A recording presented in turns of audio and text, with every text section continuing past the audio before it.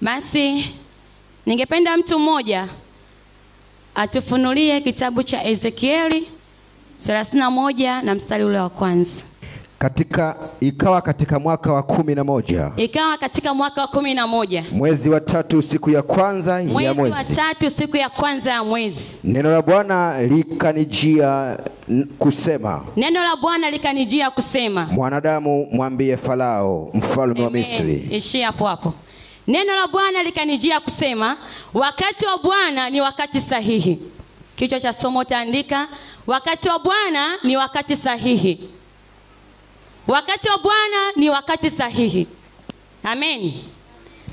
Ziko nyakati nyingi ambazo tunazipitia katika maisha yetu, lakini uko wakati mmoja tu ambaye ni wakati wa Bwana, na huo ni wakati sahihi katika maisha yetu.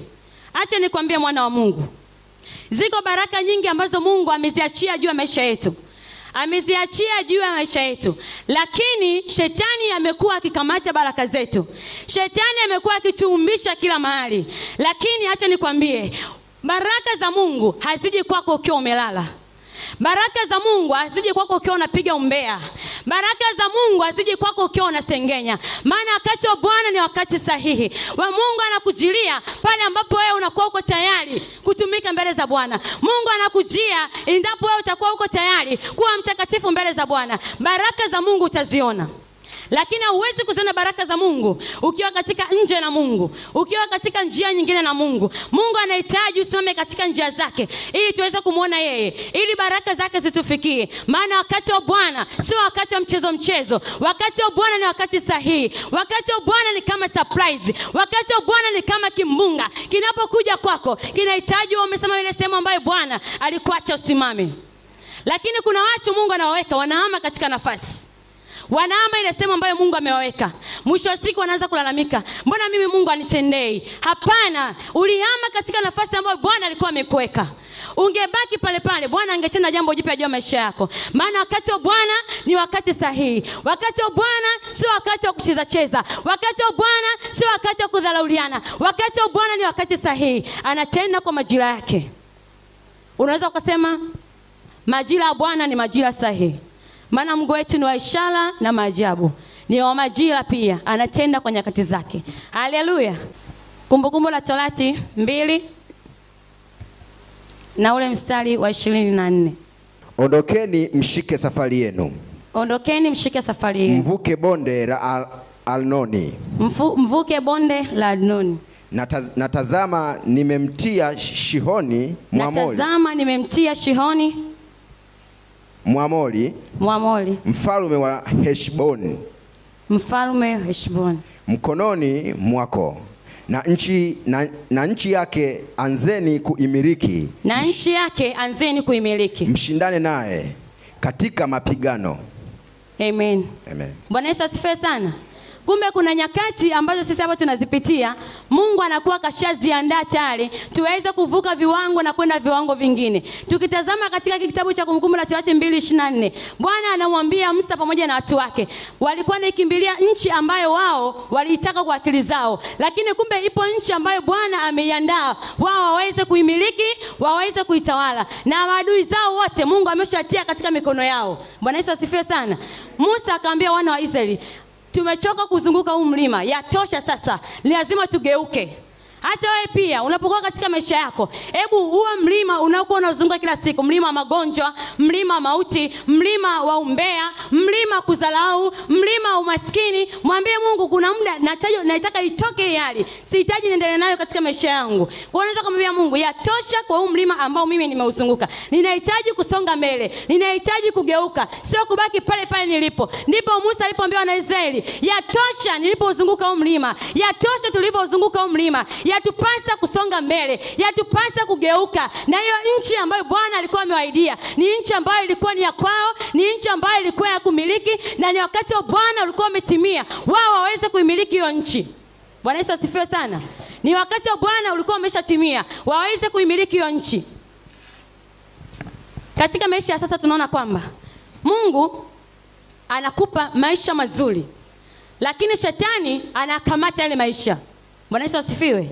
Mungu anakupa biashara nzuri ambayo unaendea, unaweza kuifungua hata mwezi wa 5, lakini shetani anaikamata ile biashara ili usiweze kuifungua, ili usiweze kupiga hatua. Siri ya shetani, hataki Mkristo yeyote au mtu yote ambaye amempokea Bwana kuwa mwokozi wa maisha yake akafanikiwa. Siri ya shetani, anataka kumwangusha kila mmoja ambaye anamwamini Bwana kuwa ni mwokozi na maisha yake. Amina sana.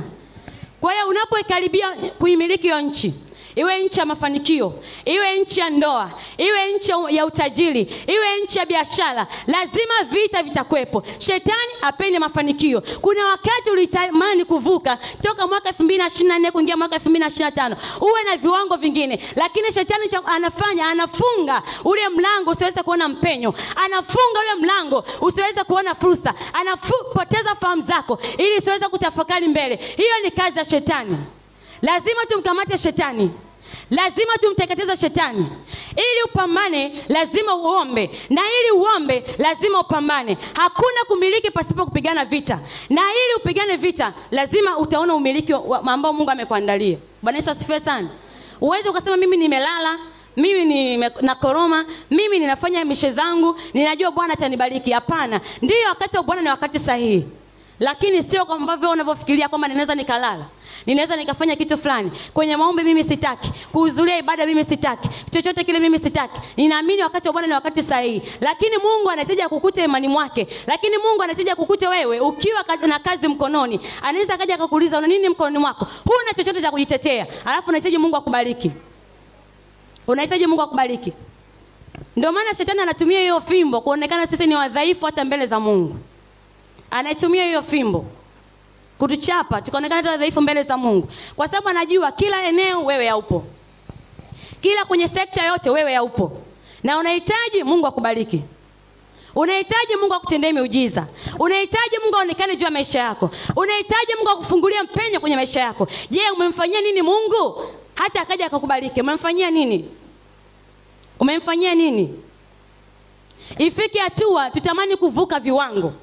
Ukiendelea kukaa hapo hapo, shetani atakugaragaza, shetani atatuumiza. Ni lazima tumkamate shetani ambaye amefanyika kama adui juu ya maisha yetu. Ni lazima tumkamate shetani ambaye amefanyika kama umaskini juu ya maisha yetu, amefanyika kama vishawishi juu ya maisha yetu, amefunga fahamu zetu tusiweze kusonga mbele. Bwana Yesu asifiwe sana. Na ili kufungulia fahamu zako unahitaji neema ya Mungu.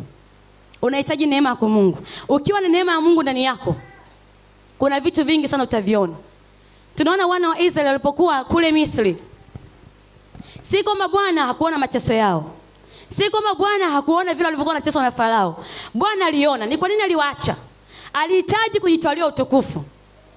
Alihitaji kujitwalia utukufu. Na ilipofika wakati wa Bwana, wana wa Israeli walinyanyuka, wakavuka bahari ya Shamu, wakasonga mbele. Hata wewe leo ukihitaji unaweza kusimama ukavuka bahari ya Shamu na ukasonga mbele. Bwana Yesu asifiwe sana. Bwana Yesu asifiwe sana. Wakati wa Bwana unapokujia ni kama kimbunga. Wakati wa Bwana unapojia ni kama upepo wa kisulisuli. Hata mlango hauwezi kuzuia, hata ukuta hauwezi kuzuia. Lazima utaanguka tu ili mwana Mungu songe mbele. Bwana Yesu asifiwe sana. Wakati wa Bwana unapokujia si wakati wa masiala, si wakati wa kucheza cheza, si wakati wa kusema kwamba kwani mimi ninastahili kufanya hivi. Mungu wetu ni mwaminifu sana. Mungu wetu ni mkuu sana. Na ni Mungu wetu ni Mungu wa haki. Anatenda kwa haki. Bwana Yesu asifiwe. Ni lazima tujue majira na nyakati za kujiliwa kwetu ili Bwana atende jambo jipya juu ya maisha yetu. Ili wakati wa Bwana uthibitike juu ya maisha yetu. Japo wakati wa Bwana ni wakati sahihi. Tesalonike wa kwanza mstari wa 2 hadi mstari wa 18. Anasema hivi. Kwa hiyo tulitaka kuja kwenu. Tulitaka kuja kwenu. Naam. Mimi Paulo. Mara ya kwanza na mara ya pili na shetani akanizuia. Amen. Wakati wa Bwana unapokuwa na kujilia juu ya maisha yako, viko vizuizi vingi ambavyo utakutana navyo. Tunaona mtumishi wa Mungu Paulo, huyu alikuwa ni mtume. Alikuwa anapeleka taarifa kwa Tesalonike, lakini shetani alimzuia. Na ndivyo leo tunaomba, lakini shetani anazuia majibu yetu. Lakini shetani anaharibu yale mahitaji ambayo Mungu ametuachilia juu ya maisha yetu. Paulo alihitaji kupeleka taarifa kwa Wathesalonike. Alifanyika kama mtume wa Mungu. Lakini shetani alimzuia mara 2. Je, wewe leo usipoomba utazuiliwa mara ngapi? Utazuiliwa mara ngapi? Unajuaje kama shetani amekuzuia? Yawezekana unahitaji kufanya biashara lakini hauoni mpenyo wowote. Yawezekana umeshafungua biashara, inafika hatua hauoni mpenyo wowote. Yawezekana ulikuwa unajenga nyumba, inafikia hatua nyumba inakata kwenye msingi, hauwezi kusonga mbele. Shetani ameshakuzuia. Lakini utasema kwamba ni uchumi, hela sina. Ni shetani ameshakuzuia. Nini tufanye ambacho kitatufanya tukae mbali na shetani asiweze kutuzuia tena? Jibu ni moja tu, ni maombi. Maombi yatakufanya wewe ukae mbali na shetani. Maombi yatakufanya wewe baraka za Mungu zikushukie kwa haraka. Hakuna majibu pasipokuwa na maombi. Hakuna kujiliwa pasipokuwa na maombi. Kuna mwingine yuko mahali hapa anasema kwamba mimi ninaimba tu, Mungu atanibariki huko. Sawa, lakini uimbaji wako unaambatana na maombi.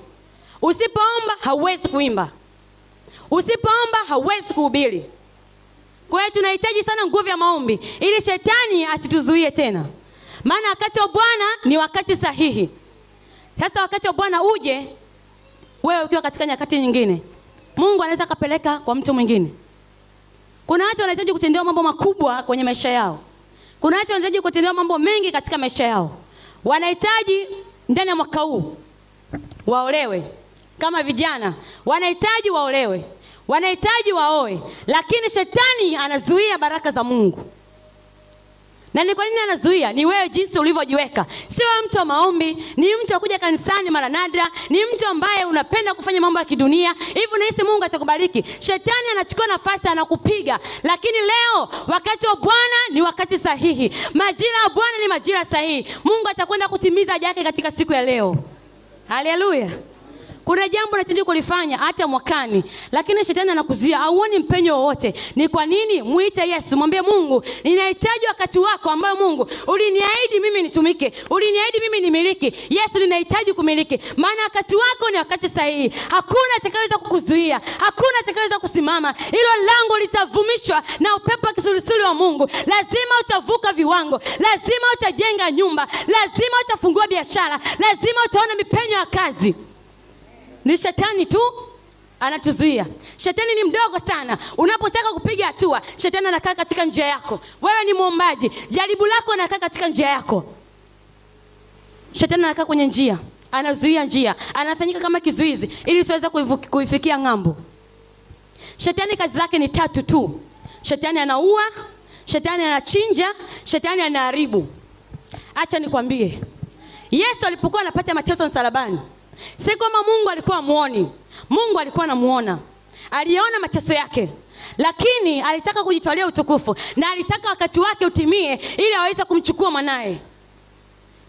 Shetani walipokuwa amewavaa wale kwa kimtesa Yesu, wale walihisi kama wao wamefanikiwa. Kuzimu iligonga cheers, kuzimu ilishangilia, kuzimu ilipiga makofi, lakini haikujua kwamba huyu ni nani baadaye. Lakini haikujua kwamba huyu ni mkuu wa watu. Haikujua. Walimnyosha sifongo, walimpiga mijeledi 39. Walifanya vazi lake kuwa mnada. Walimtemea mate. Lakini wakati Bwana ulipofika, Yesu aliinuliwa.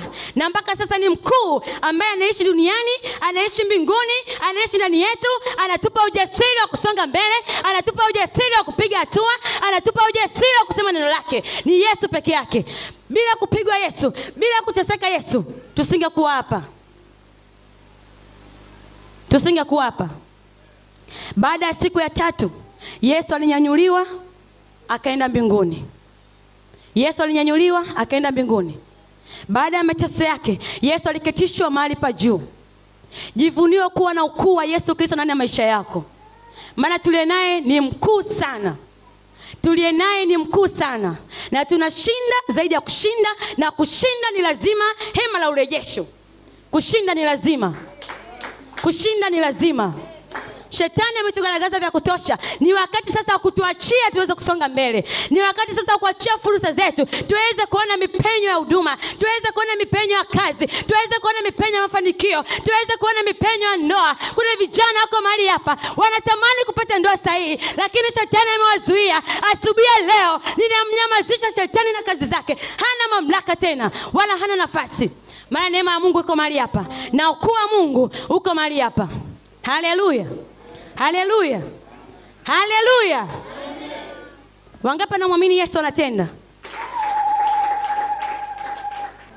Usiwe ni mtu akukata tamaa. Wana wa Israeli wakukata tamaa. Wana Yesu wakukata tamaa. Aliacha mapenzi ya Mungu atimizwe.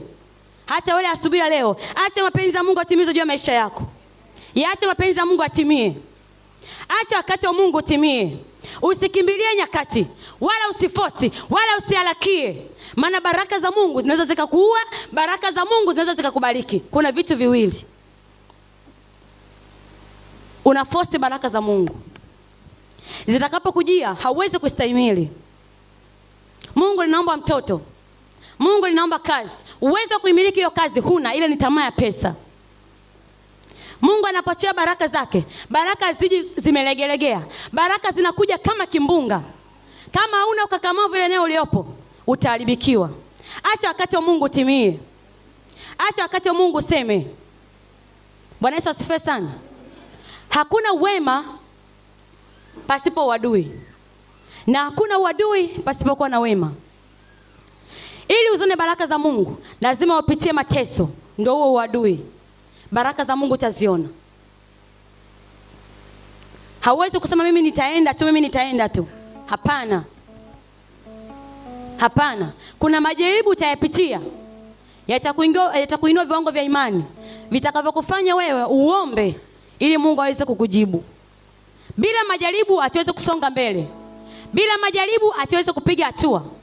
Kuna mwingine ana changamoto yake kwenye kazi, anasema Mungu hapa nitafanyaje? Hapa nitafanyaje? Sina kazi ya kufanya. Acha wakati wa Bwana utimie. Acha mapenzi ya Mungu atimie. Unapokuwa kwenye maombi yako mengi, usipende kusema kwamba Mungu naomba unijibu, Mungu naomba unijibu. Sema Mungu, ninaomba mapenzi yako yatimie juu ya maisha yangu. Mapenzi yako yatimie kwa hicho ninachokiomba.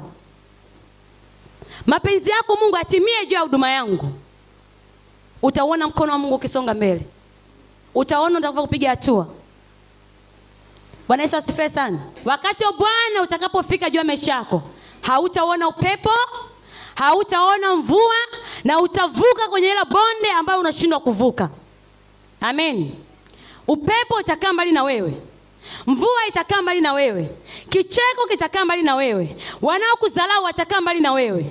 Ili wakati wa Bwana utimie, na ili uweze kuvuka katika hilo bonde.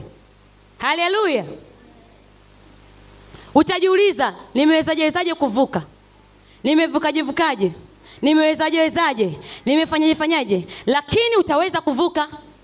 Lakini utafanikisha. Utafanikisha kuvuka hilo bonde. Utafanikisha kuvuka hilo bonde. Bonde la mauti, bonde la umaskini, bonde la ugonjwa, bonde la kilio chako. Utavuka katika jina la Yesu. From nowhere utajiuliza, mimi ni nani? Mimi ni nani? Lakini ada za watoto wako zitalipwa shuleni. Mipenyo ya kazi itafunguliwa. Bwana Yesu asifiwe sana. Utalisha familia yako. Utanywesha mataifa. Utalisha mataifa. Waliokudharau watakuja kupigia magoti na kuomba msamaha wewe. Maana tuliye naye ni mkuu sana. Hakuna mwingine aliye mkuu kama Yesu, naye anaishi ndani yetu. Tujivunie kuwa na huyu Yesu. Yesu ni mkombozi wa maisha yetu. Yesu ni mkombozi wa maisha yetu. Opportunities zitafunguliwa. Uletuma maombi ya kazi, wakati wa Bwana utakapofika na ukilivuka ile bonde ambalo Bwana akasema uvuke, utaona kazi ikikuita. Utaona simu za kazi zikikuita. Wala usikate tamaa. Hatujui kama maombi ni akiba. Hatujui kama katikati ya ujana kuna mambo mengi ambayo yanatuzonga. Kuna vita nyingi utazipitia. Unaweza kusema sio lazima iwe vita ya ndoa. Inaweza kuwa vita ya mafanikio, vita ya uchumi, vita ya huduma yako. Maana kijana ni kinara ndani ya kanisa. Kijana ni nguzo ndani ya kanisa. Na shetani anakamata vijana. anakamata akili za vijana, anakamata ufahamu wa vijana, anauendesha kama gari bovu. Tusipojua kuomba, je, tutaweza? Paulo alizuiliwa mara 2.